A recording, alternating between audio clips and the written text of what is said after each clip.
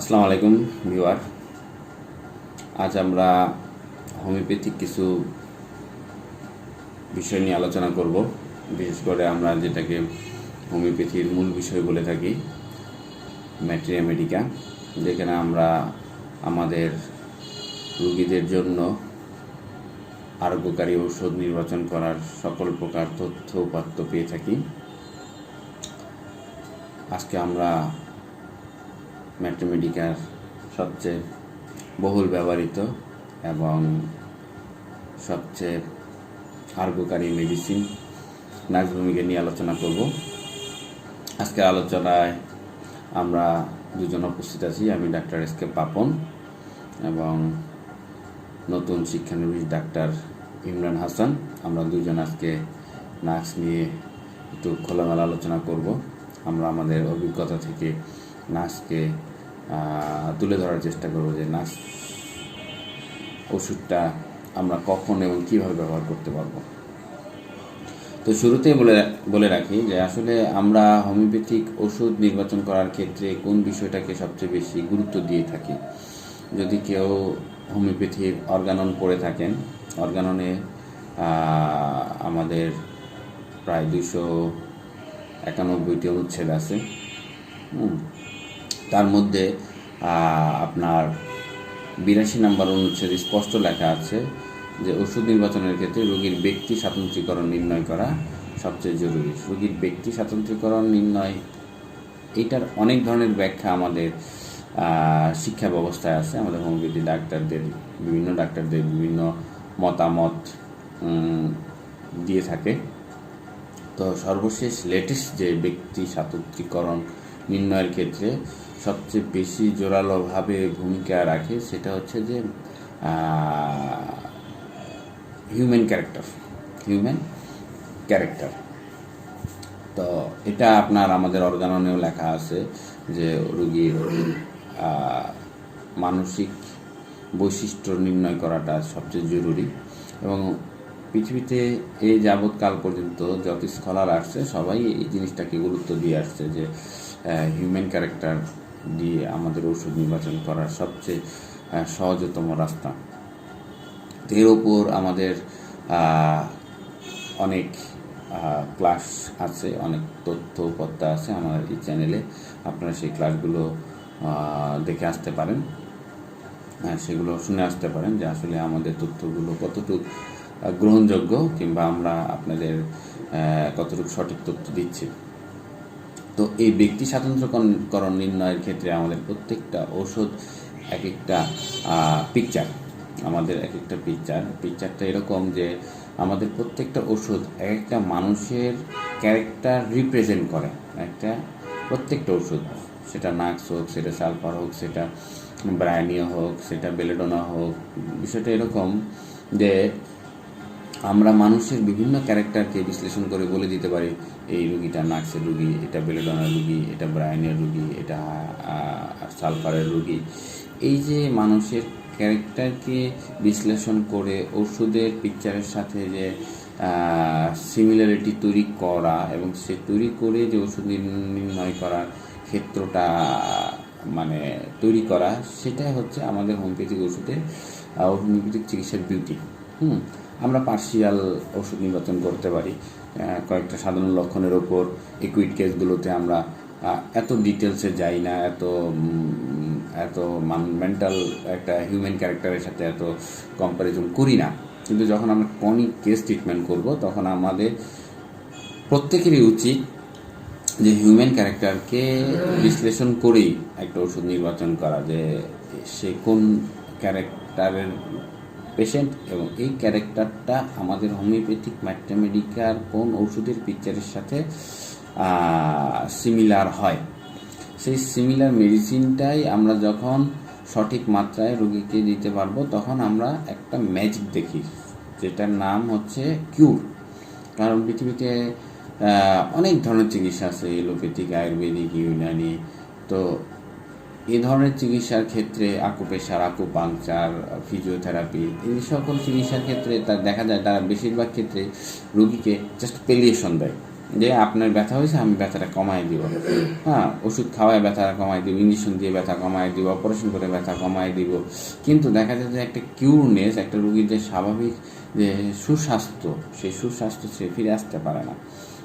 কেউ যদি একবার রুগীর খাতায় নাম লেখায়, তাহলে তাকে সারা জীবন সেই ঔষধের পিছনে ছুটতে হয়। যেমন কেউ যদি একবার নিজেকে ডায়াবেটিক্স রুগীর খাতায় নাম লেখায়, ডায়াবেটিক্স সমিতির সদস্য বানায় ফেলে যে আমি একজন ডায়াবেটিক পেশেন্ট, দেন সে সারা জীবন ডায়াবেটিস ওষুধ খেয়ে যেতে হবে। হয়তো এর মধ্যে কিছু বিরতি দিয়ে সে ওষুধটা বন্ধ করে দেয়, কিন্তু তাকে কিন্তু সেই ডায়াবেটিসের যে যন্ত্রণা, সেই যন্ত্রণা তাকে তাড়া করতে থাকে 6 মাস, 1 বছর, 2 বছর, 5 বছর পরে হলেও তার ডায়াবেটিস আবার নতুন করে দেখা দেয়, এবং তার কিডনি, তার লিভার, তার প্যানক্রিয়াস, তার সেক্সুয়াল লাইফ, তার চোখ, ইভেন তার বিভিন্ন ইমিউনিটি সিস্টেম ধ্বংস করে দেখা যায় সে ধীরে ধীরে মৃত্যু মুখে পতিত হয়। তা আমরা যখন হোমিওপ্যাথিক চিকিৎসার মাধ্যমে অ্যাকুরেট রুগীকে চিকিৎসা দিতে পারবো, তাকে আরোগ্য করতে পারবো, তখন দেখা যায় সে আর ওই রোগ থেকে চিরতর মুক্ত হয়ে যাবে। তো এর জন্য যে জিনিসটা দরকার সেটা হচ্ছে প্রত্যেকটা রুগীর ক্ষেত্রে রুগীর ইন্ডিভিজুয়ালাইজেশন করে, রুগীর ব্যক্তি স্বাতন্ত্র্যকরণ করে, রুগীর হিউম্যান ক্যারেক্টার বিশ্লেষণ করে একটা ওষুধ নির্বাচন করা। এই কাজটা অনেক কঠিন।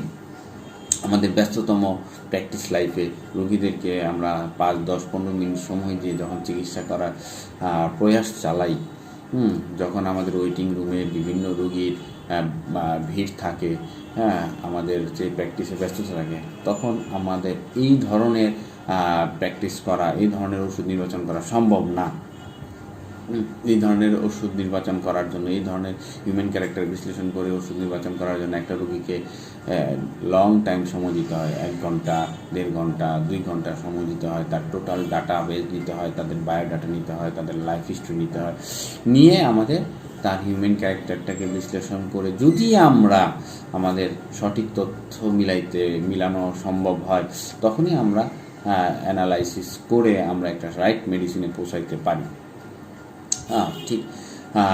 তো একটা রাইট মেডিসিনে পৌঁছানোর জন্য আমাদের প্রয়াসটা কেমন হওয়া উচিত, কিংবা আমরা একটা নার্স রোগীকে চেনার জন্য কী ধরনের চেষ্টা করব, আমাদের ক্লিনিকে কীভাবে আমরা নার্স রোগীকে চিনব, আজকে তারই আমরা একটা ধারাবাহিক আলোচনা করব। তো আজকের আলোচনাতে আমাদের শুরুতেই নার্স ভূমিকা নিয়ে কিছু সাম্যক ধারণা দিবে আমাদের নবাগত ডাক্তার ইমরান হাসান। ইমরান ভাই, আপনি নার্স ভূমিকা সম্পর্কে কিছু বলেন, দেখি আপনার ধারণা থেকে আমরা কতটুকু জ্ঞান অর্জন করতে পারি। আসসালামু আলাইকুম। আজকের মেডিসিন নাম হলো নার্স ভূমিকা। খুব গুরুত্বপূর্ণ একটা মেডিসিন, যা আমরা বিভিন্ন চেম্বারে বরাবরই আমরা ইউজ করে থাকি। তো একটা মেডিসিনের চিনতে হলে মেডিসিনের তার ক্যারেক্টার, তার ইন্ডিভিজুয়ালি আমরা যদি টেস্টিংয়ের সময় যদি আমরা ইন্ডিভিজুয়াল চিনতে পারি, তার সাথে কথা বলি, যদি তার ব্যক্তি স্বাধীনতা ধরতে পারি, তার চিন্তাধারা, তার যে তার থিঙ্কিং আমরা যদি ধরতে পারি, তাহলে আমরা মেডিসিনটা অ্যাপ্রোপ্রিয়েট মেডিসিন সিলেকশন করতে পারবো। তো নার্স, তো 1805 সালে নার্স নিয়ে গবেষণা করছেন আমাদের হোমিও জগতের জনক ডাক্তার হেনিম্যান। উনি 1805 সালে প্রয়োগ করছেন। সে তখন প্রয়োগ করার সঙ্গে তিনি তার অনেক শারীরিক লক্ষণ এবং মানসিক লক্ষণ, অনেক গুরুত্বপূর্ণ লক্ষণ সে পাইছিল, এবং সেই লক্ষণগুলো নিয়ে বিভিন্ন ডাক্তাররা তার চিকিৎসা করে থাকেন। এবং ডাক্তার হেনিম্যানের পরও বিভিন্ন ডাক্তাররা আরও এই নার্স নিয়ে অনেক গবেষণা করছে, এবং গুরুত্বপূর্ণ লক্ষণ পেয়ে বিভিন্ন ম্যাটেরিয়া মেডিকা বই লিপিবদ্ধ করছে। সেই অনুসারে আমি চেষ্টা করব কিছু তার মানসিক লক্ষণ নিয়ে কিছু শুরু করেন। নার্স হলো তার জীবনের লক্ষ্য হলো প্রত্যেক মুহূর্তে তার পরবর্তী উচ্চত অবস্থায় উন্নত করা। তার চিন্তা যেরকম, নার্স ভূমিকা খুব তার কাজে খুব আর্ডেল থাকে। অর্থাৎ কোনো বিষয়ের প্রতি তার পুরোপুরি লেগে থাকে। হ্যাঁ, অর্থাৎ সে যে বিষয়ে কাজ করুক, সে একটা বিষয় নিয়ে কাজ করবে, এক কাজ শেষ না করে সে অন্য কাজে হাত দিবে না।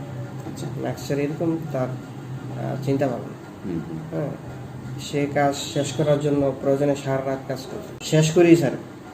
তার এরকম একটা দৃঢ়তা, তার এরকম একটা চিন্তা তার মধ্যে আছে, হুম হুম। এবং কাজটা চেষ্টা করে অনেক সুন্দর করে কাজ করা যায়। হুম হুম হুম। হ্যাঁ, সে এত সুন্দর করে কাজ করে যে অন্য কেউ যদি দেখো সবাই পছন্দ করে, অনেক সুন্দর কাজ, ফাইন। হুম হুম। মানে কাজ দেখে সবাই অভিভূত হয়ে যায়, হুম হুম। এত সুন্দর করে নাক্স কাজ করে। হুম হুম। তখন সে শুরুতেই লক্ষ্যবস্তু কিছু ঠিক করে নেয়। আচ্ছা আচ্ছা আচ্ছা। লক্ষ্যবস্তু তার সে ঠিক করে নেয় এবং সে অনুসারে হুম। তার কাজ প্রপারলি সে করতে থাকে। আচ্ছা আচ্ছা। হ্যাঁ, হুম সে এখন তার কাজে যখন কোনো বাধা আসে, হুম। সে এটাকে ডিঙ্গিয়ে সেই বিভিন্ন বাধা বিপত্তি অতিক্রম করে সে তার কাজ করিয়ে যাবে। হুম হুম। কোনো বাধা বিঘ্ন সে মানে না। Right. এরকম তার অ্যাটিটিউড আর কি। অ্যাটিটিউডটা তার এরকম। হ্যাঁ। আচ্ছা আচ্ছা আচ্ছা। এবং কাজ সম্পূর্ণ করার পর সে এখানে সন্তুষ্ট না, সে আরো আচ্ছা, কাজ করার মানে করেও সে সন্তুষ্ট না। আচ্ছা আচ্ছা। তার কাজ তার উদ্দীপনা তাকে আরো হুম হুম। সামনের দিকে এগিয়ে নিয়ে যায়, Right. এবং সে এই মুহূর্তে সে বিশ্রাম নিতে পারে না। হুম হুম হুম। এরকম তার চিন্তা ভাবনা। হুম হুম হুম। এই অবস্থায় এই অবস্থায় মানে সে যে একটা কাজ শেষ করছে, শেষ করেও সে বিশ্রাম নিতে পারে না, কারণ তাকে তার পরবর্তী ধাপে আবার তাকে এগিয়ে যেতে হবে। এরকম কিছু না, এরকম তার চিন্তা ভাবনা। Fine fine. তো শারীরিক দুর্বলতা কাজ করতে করতে করতে করতে শারীরিক দুর্বলতা আসা যায়, তারপর সে কাজ চালায় যায়। তার এতটুকু মানে ইচ্ছা শক্তি, এত মনোবল থাকে, তার ইচ্ছা শক্তি, তার মনোবল এরকম। ওকে ওকে ফাইন। কাজ সে চালায় যাইবে। Right right, okay fine.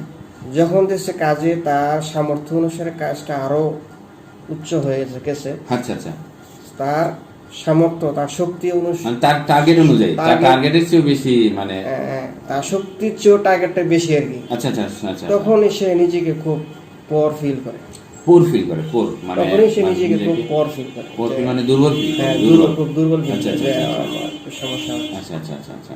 তখন যখন সে আর পারতেছে না বা ব্যর্থ হচ্ছে, তখন সে চিন্তা করে যে আমি একটু রেস্ট নিই। আচ্ছা আচ্ছা আচ্ছা আচ্ছা, আমি একটু রেস্ট নিতে চাই, ঠিক ঠিক। তো মনের শান্তি প্রশান্তির জন্য সে রেস্ট নিতে চায়। সে রেস্ট নেয়। রেস্ট নেওয়া অবস্থায় যদি কোনো প্রকার বাধা বিঘ্ন আসে, কোনো প্রকার সমস্যা আসে, তখন সে খুব ক্ষিপ্ত হয়ে যায়। আচ্ছা আচ্ছা, আমি রেস্ট নিচ্ছি, আমি একটু প্রশান্তির জন্য রেস্ট নিচ্ছি, অথচ আমাকে ডিস্টার্ব করে, সে খুবই বিরক্ত হয়ে যায়। আচ্ছা আচ্ছা, হ্যাঁ, মারাত্মক বিরক্ত। ব্রায়ানের মতো? হ্যাঁ, না ব্রায়ানের মতন না, ব্রায়ানেরটা আবার অন্যভাবে। আচ্ছা, সে মনে করেন অসুস্থ অবস্থায় সে লাইট বন্ধ করে সে রেস্ট নেয়। সে নীরব চায়, পরিবেশে কোয়াইট চায়, সে কোয়াইট ওয়ান্ট টু বি, এরকম চায়। সে প্রয়োজনে মোবাইল বন্ধ করে সে রেস্ট নেয়। আচ্ছা আচ্ছা আচ্ছা। ব্রাইনে তো মোবাইল এখানে বন্ধ করা, ও ভাইব্রেট করে রাখবে, যে কলটা আসলে সে রিসিভ করবে। কারণ তার বিজনেসে তার একটা চিন্তা যে আমার বিজনেস থেকে যদি ফোন দেয়, যদি ফোনটা রিসিভ না করি তাহলে আমার লস হয়ে যাবে, তো লাভ লসের চিন্তা করে ব্রাইনে। কিন্তু নাক্স এরকম না, নাক্স একদম কমপ্লিট বন্ধ করে মোবাইলটা সে রেস্ট নেয়। ওকে ফাইন, ঠিক ঠিক। হ্যাঁ, সে চিন্তা করে যে আমার সুস্থ হতে হবে, তারপর আমার কাজে ইনভলভ হতে হবে এবং কাজটা প্রপারলি আমার নিজেই করতে হবে আমার। আর জেলসিমিয়ামটা কি করে তাহলে এই সব ক্ষেত্রে? তখন জেলসিমিয়াম এটা ওপেন রাখে, মোবাইলটা ওপেন রাখে। তখন জেলসিমিয়াম মোবাইলটা ওপেন রাখে। ওপেন রাখলেও যে যখন মোবাইল আসে সে রিসিভ করতে পারে না, সে এতই দুর্বল থাকে যে মোবাইল রিসিভ করে কথা বলবে সে পারে না, সে টর্পর অবস্থা চলে যায়। আচ্ছা আচ্ছা, এরকম তার। তো নাক্স সেই মুহূর্তে মানে এরকম অবস্থা হয়ে চলে, অসুস্থ অবস্থায় সে পূর্বে যেভাবে তার রুটিন মাফিক চলতো, পূর্বে তার সে রুটিন মেনে চলতে পারে না, তার অ্যাটিটিউড ভিন্ন হয়ে যায়, তার অ্যাটিটিউডটা ভিন্ন চেঞ্জ হয়ে যায়। যা অন্য ফ্যামিলি অন্যরা সব খেয়াল করে কি এই লোক তো এরকম ছিল না, সে এরকম হলো কেন, এরকম সবাই ভাবে। তো সেই মুহূর্তে কোনো কোশ্চেনগুলো তাকে সে কোনো কোশ্চেন উত্তর দিতে চায়, হুম সে কোনো অ্যান্সার রিফিউজিং, অ্যান্সারিং অ্যাভারশন এরকম তার মধ্যে আসা যায়। হুম সে এই মুহূর্তে টেসিটার্নিটি হিট ডিউরিং, তার রোগের চরম অবস্থায়, তার এই মানে খুব হিট অবস্থায়, চরম অবস্থায় সে কথা একবারে বলেই না, খুবই কম কথা বলে, কথা আগে বলে না, এরকম তার অবস্থা আসা যায় তার মধ্যে, নাক্সের মধ্যে। আর কিছু বলবেন? আচ্ছা আচ্ছা আচ্ছা, ঠিক আছে, চমৎকার একটা আলোচনা হইল নাক্স ভূমিকা নিয়ে। তো নাক্স ভূমিকাকে যদি আমরা খুব ইজিলি চিনতে চাই যে হু ইজ নাক্স, নাক্স কে, নাক্স ব্যক্তিটা কে, তো আমরা যদি এক কথায় আমরা নাক্স ভূমিকাকে চিনতে চাই, আমাদের অনেকগুলো মেডিসিনকে আমরা এক কথায় চেনার জন্য চেষ্টা করছি, এবং এক কথায় যদি আমরা একটা মেডিসিনকে চিনতে পারি তাহলে এটা আমাদের ব্রেনে অনেকদিন থাকবে এবং আমরা এটাকে খুব সহজে মানে ইউটিলাইজ করতে পারবো। তো আমার অনেক চিন্তা ভাবনা থেকে আমি নাক্সকে আমি এক কথায় আমি চেনার জন্য একটা ওয়ার্ড ইউজ করছি, সেটা হচ্ছে নন কম্প্রোমাইজিং বিজনেসম্যান। নন কম্প্রোমাইজিং বিজনেসম্যান। নাক্স ভূমিকা হচ্ছে এমন একজন ব্যক্তি, সে তার লাইফে কোনো কিছুর সাথে কম্প্রোমাইজ করে না। হ্যাঁ, সে তার জীবনে তার একটা অ্যাম্বিশন থাকে, ফেম, তার জীবনে তার একটা লক্ষ্য থাকে যে সে জীবনে অনেক বড় হবে, নাম যশ কামাবে। হ্যাঁ, এই যে নাম যশ কামানোর জন্য সে কঠোর পরিশ্রমী হয়, অধ্যবসায়ী হয়, সে তার ধী সম্পন্ন হয়, খুবই উৎসাহী হয়, আর্ডেন্ট হয়, সে প্রচুর পরিশ্রমী হয়, ইন্ডাস্ট্রিয়াস হয়। সে যে কোনো কিছুকে অর্জন করার জন্য মানে কি বলে মাছ ধরার মতন, ফিশিং লাইক যে চেষ্টা, সেই চেষ্টা সে করে যায়। যতক্ষণ সে তার বড়শিতে মাছ না ধরবে ততক্ষণ সে বড়শি দিয়ে রাখবে। এই ধরনের মেন্টালিটি নিয়ে নাক্স ভূমিকা তার লাইফে যাত্রা শুরু করে। সে প্রচুর পরিশ্রম করে, সে তার জীবনে একটার পর একটা লক্ষ্য অর্জন করতে থাকে এবং তার এই লক্ষ্য অর্জনের ক্ষেত্রে সে কোনো ধরনের কম্প্রোমাইজ সে কারোর সাথে করে না, কোনো কম্প্রোমাইজ করে না। ঠিক আছে, কোনো কম্প্রোমাইজ সে করতে রাজি না, স্টেপ বাই স্টেপ সে মানে আগাতে থাকে। তো যখন কোনো কাজ, কোনো বিজনেস, তো একটা বিজনেস কিন্তু একা করা সম্ভব না। একটা বিজনেস করতে গেলে কারো অধীনে 4টা 5টা 10টা 15 20টা 100টা লোক রাখা দরকার। হ্যাঁ, তো নাক্স ভূমিকা এমন একজন ব্যক্তি, সে মানে একটা উচ্চ পর্যায়ে মানে সে নিজেকে নিয়ে যায়। হয়তো বা সে একটা প্রতিষ্ঠানের ম্যানেজার হবে, হ্যাঁ, একটা পিএম হবে, জিএম হবে, কিংবা সে হয়তো বা নিজস্ব বিজনেসের ওনারই হবে। হ্যাঁ, ওনার হবে। যখন সে নিজের লক্ষ্য অর্জন করার জন্য সে কোনো উচ্চ পর্যায়ে অবস্থান করে, তখন তার নিম্ন পর্যায়ে যে লোকদের আছে সেই লোকদেরকে তাদের কাজের ক্ষেত্রে, তাদের কাজের কোয়ালিটির ক্ষেত্রে কোনো কম্প্রোমাইজ করে না। ঠিক আছে, সে চায় সবাই কোয়ালিটি সম্পন্ন কাজ করুক। হ্যাঁ, এবং সে মনে করে যে তার কাজটা যতক্ষণ কোয়ালিটি না হবে ততক্ষণ সে তার চেষ্টা চালিয়ে যাবে। ঠিক আছে, ব্রায়ানিয়া মনে করে যে সে তার অধীনস্থ লোকগুলো তার লাভের জন্য কাজ করবে না, সবাই যার যার জন্য কাজ করবে। কিন্তু নাক্সের চিন্তা এটা না, নাক্সের চিন্তা হচ্ছে কাজ সবাই করবে, বাট তার মতন না হলে সে কাজটাকে আবার পুনরায় করায়, রিপিট করায়। সে কাজে সন্তুষ্ট হয় না। ঠিক আছে, এখানে তার কোনো কম্প্রোমাইজ সে করে না, এটা তো বললাম আমার তার নিজস্ব পরিবেশের সাথে কম্প্রোমাইজ করে না। শুধু সে যে তার নিজস্ব পরিবেশের সাথে কম্প্রোমাইজ করে না তা না, সে নিজের সাথে কোনো কম্প্রোমাইজ করে না। নাক্স ভূমিকা শুধু তার যে আশেপাশের মানুষদের সাথে কম্প্রোমাইজ করে না তা নয়, সে নিজের সাথে কোনো কম্প্রোমাইজ করে না, নিজের সাথেও সে কোনো কম্প্রোমাইজ করে না। সে দিন রাত 24 ঘন্টা তার কাজের পিছনে লেগে থাকে। হ্যাঁ, এবং আমরা যখন পড়ি যে ক্লাসিক্যালি কিছু বই পড়ি যে নাক্স ভূমিকা রাত্রি জাগরণ করে কাজ করে। রাত্রি জাগরণ ভিন্ন ম্যাথমেটিক্যাতে পাওয়া যায়, এবং রাত্রি জাগরণ করে অসুস্থ হওয়ার যে মেডিসিনগুলো তার মধ্যে নাক্স একটা প্রধান মেডিসিন। ঠিক আছে, এর কারণ কি? এর কারণ হচ্ছে যে নাক ভূমিকা যে তার লাইফে কোনো কম্প্রোমাইজ করে না, তার নিজের সাথে কম্প্রোমাইজ করে না। সে দিনেও যেমন পরিশ্রম করে, প্রয়োজন হলে সে রাতেও সেরকম পরিশ্রম করে। আর সে যে পরিশ্রম করে, কায়িক পরিশ্রম হচ্ছে মানসিক পরিশ্রমটা বেশি করে। হ্যাঁ, কায়িক পরিশ্রম। আচ্ছা, কায়িক পরিশ্রম দিয়ে তো জীবনে বড় কিছু হওয়া যায় না। হ্যাঁ, কায়িক পরিশ্রম দিয়ে জীবনে বড় কিছু হওয়া যায়। বড় কিছু হইতে গেলে তাকে মানসিক পরিশ্রম করতে হয়, মেন্টাল যে মেধা অ্যাপ্লাই করতে পারে সেই জীবনে বড় হইতে পারে। হ্যাঁ, ওকে, এটা একটা সাধারণ নিয়ম। তো আমরা যেটা বলতেছি যে সে কোনো ধরনের কম্প্রোমাইজ সে নিজের সাথে করে না। সে প্রচুর পরিশ্রম করে এবং পরিশ্রম করতে করতে করতে করতে হয়তো বা সে এত বেশি ক্লান্ত হয়ে যায় যে তখন সে অসুস্থ হয়ে যায়।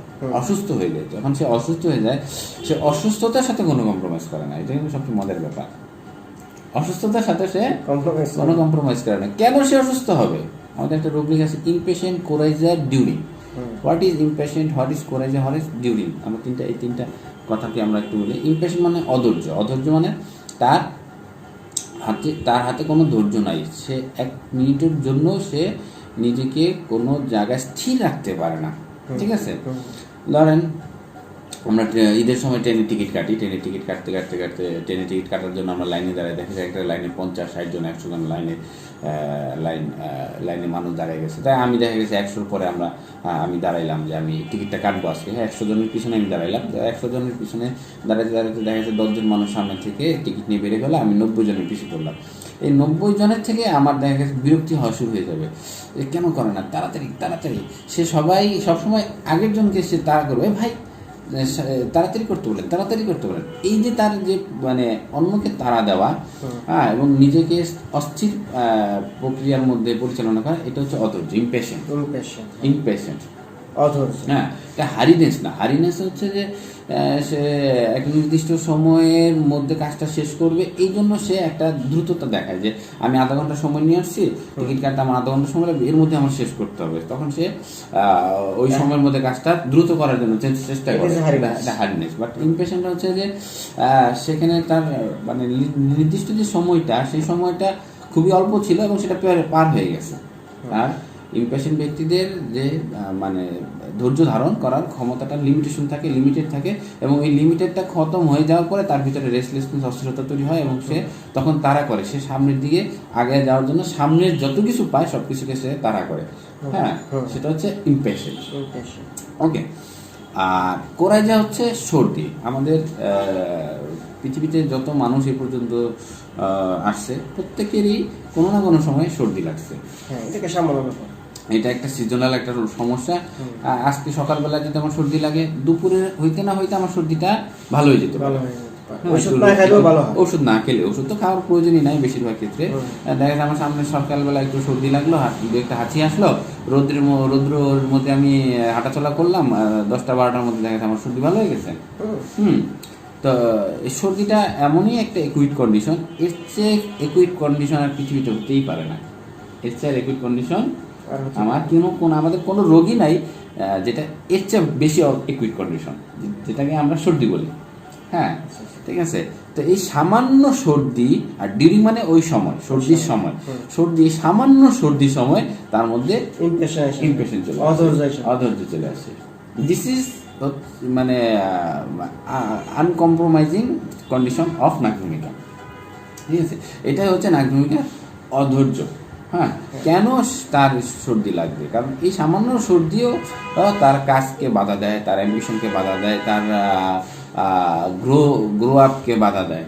সে মনে করে, সে সেটাও চায় না যে তার লাইফে এই সামান্য সর্দিটা আসুক।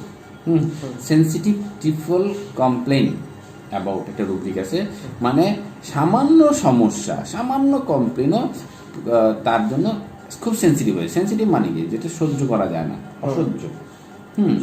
অসহ্য, স্পর্শকাতর সেন্সিটিভিটি। হ্যাঁ, তো সেন্সিটিভিটি তার মধ্যে দেখা দেয়। সামান্য কমপ্লেনের, সামান্য অসুবিধাতেও তার মধ্যে সেন্সিটিভিটি দেখা যায়। সে সামান্য অসুবিধাকে সে বেয়ার করতে পারে না, যার কারণে তার মধ্যে একটা বিরক্তি আসে। হ্যাঁ, এর মধ্যে বিরক্তি চলে আসে। আমাদের এখানে একটা রুব্রিক আছে, সেটা আমাদের মুড রিপালসিভ। ঠিক আছে, আমাদের এখানে অনেকগুলো মেডিসিন আছে মুড রিপালসিভ, তার মধ্যে নাক ভূমিকা একটা ভালো মেডিসিন। তো নাক ভূমিকা এই সময় সে তার অসুবিধাকে, তার বাধা সৃষ্টিকে সে মানে বিতাড়িত করার জন্য তার মেজাজটাকে মানে উগ্র করে ফেলে। রিপালস মানে কি, মানে কোনো কিছু প্রতিসরণ করা। হ্যাঁ, যেভাবে তুমি আসছো যেভাবে সেভাবে চলে যাও, যেভাবে আসছো সেভাবে চলে যাও। তো নার্স ভূমিকা মনে করে যে তুমি অসুস্থতা যেভাবে আসছো সেভাবে চলে যাও, তুমি আমার মধ্যে থাইকো না। This is more repulsive. হ্যাঁ, যখন কোনো রুগী আইসা এভাবে বলবে যে আমি চাই না আমার এই অসুস্থতা আমার মধ্যে থাকুক, দিস ইজ মোর রিপালসিভ। আমার কেন হলো এটা, কেন হইলো, রাইট, সেটাকে রিপালস করতে চাই, তাড়িয়ে দিতে চাই। না, সে বলে যে আমি সবসময় পরিষ্কার পরিচ্ছন্ন পরিপাটি থাকি, আমার কেন হলো, এটা নার্স মেনে নিতে পারে, না। This is more repulsive. তো এই কারণে দেখা যাচ্ছে আমাদের নার্সের রোগীর মধ্যে অনেক ধরনের ইরিটেবিলিটি, অ্যাঙ্গার, এগুলো পাওয়া যায়। Irritability, contradiction during, anger, interruption during, anger, contradiction during, হ্যাঁ, বিভিন্ন ধরনের অ্যাঙ্গার। অ্যাকচুয়ালি নার্স ভূমিকা কিন্তু রাগী রুগী না, হ্যাঁ, মেজাজি রুগী না। মেজাজ তো পৃথিবীর সবারই আছে। হ্যাঁ, আমাদের সবচেয়ে নরম মেডিসিন হচ্ছে পালসিল্লা, তার মধ্যে মেজাজ আছে। মেজাজ সারা পৃথিবীতে কোনো মানুষ নেই, কিন্তু নার্সের মেজাজটা হচ্ছে তার কম্প্রোমাইজের সাথে কম্প্রোমাইজ। যেখানে সে কম্প্রোমাইজ করতে হয় সেখানে সে রেগে যায়, যেখানে কম্প্রোমাইজ করতে হয়। হ্যাঁ, যেখানে তার মানে অ্যাম্বিশনে গ্রো আপ হওয়ার কাছে কম্প্রোমাইজ করতে হয়, তখনই সে যায়, হ্যাঁ, রুগী রাগান্বিত হয়। সে তার কোনো বাধা, কোনো বিঘ্নতা সে পছন্দ করে না, সেটার সাথে রাগ দেখায়, সেটাকে বিতাড়িত করার জন্য সে চেষ্টা করে যে আমার কাজের জন্য কোনো বাধা না আসে। ঠিক আছে, এই যে তার কাজে যে বাধা না আসা, এটা শুধু তার কাজের ক্ষেত্রে না, রোগীর ক্ষেত্রে, অসুস্থতার ক্ষেত্রে। যখন নার্সের রোগী আমাদের চেম্বারে আসবে তখন সে এই কথাগুলোই বলবে যে ডাক্তার সাহেব আমার কেন এই সমস্যাটা হলো, আমি কেন এই সমস্যাটা আমাকে সমস্যা করবে, আমি তো চাই না আমার সমস্যাটা হোক। ঠিক আছে, তো এই হলো নার্সের মানে ইনিশিয়াল কন্ডিশন। নার্স তার লাইফটাকে এইভাবে ছোট থেকে বড় পর্যন্ত ধীরে ধীরে গ্রো আপ করে। সে ছোট্ট থেকে ধীরে ধীরে গ্রো আপ হয়, অনেক গ্রো আপ হয়। হ্যাঁ, নার্স অনেক আমাদের বর্তমানে আমাদের সমাজে যে সকল ব্র্যান্ড প্রতিষ্ঠানগুলো আমরা দেখি, যেমন মনে করেন যে টাঙ্গালের রসমালাই, বগুড়ার দই, হ্যাঁ, তারপরে টাঙ্গালের তাঁতের শাড়ি, এই যতগুলো ব্র্যান্ডের জিনিসগুলো দেখেন, এই প্রত্যেকটা ব্র্যান্ডের জিনিসের পিছনে এই নার্স ভূমিকা ব্যক্তির একটা মানে আছে। নার্স ভূমিকা ব্যক্তিদের মানে এটা কি বলা, এটাকে তাদের মানে তাদের লিডারশিপ আছে, রাইট, তাদের লিডারশিপ আছে। তারা এই নার্স ভূমিকার ব্যক্তিরাই এই ধরনের লিডারশিপ দেয় একটা ব্র্যান্ড প্রতিষ্ঠিত করার জন্য। কারণ ব্র্যান্ডটাই ইচ্ছা করলে একটা ব্র্যান্ড প্রতিষ্ঠিত হয় না, ব্র্যান্ডের পিছনে অনেক শ্রম দিতে হয়, অনেক পরিশ্রম দেওয়ার পরেই কিন্তু একটা ব্র্যান্ড প্রতিষ্ঠিত হয়। ঠিক আছে, তো নার্স ভূমিকা এই ধরনের ব্র্যান্ড প্রতিষ্ঠিত করার জন্য তার জীবনকে উৎসর্গ করে দেয়। আমাদের একটা রুব্রিক আছে, ওন আউট বিজনেসম্যান।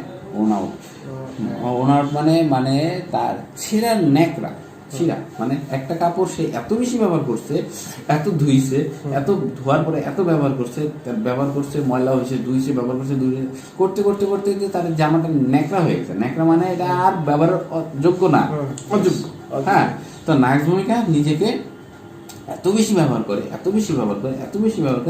তার নিজের লাইফটাকে, তার নিজের জীবনটাকে একটা ন্যাকড়ার মতো বানিয়ে ফেলে। হ্যাঁ, ওন আউট বিজনেসম্যান সে একটা।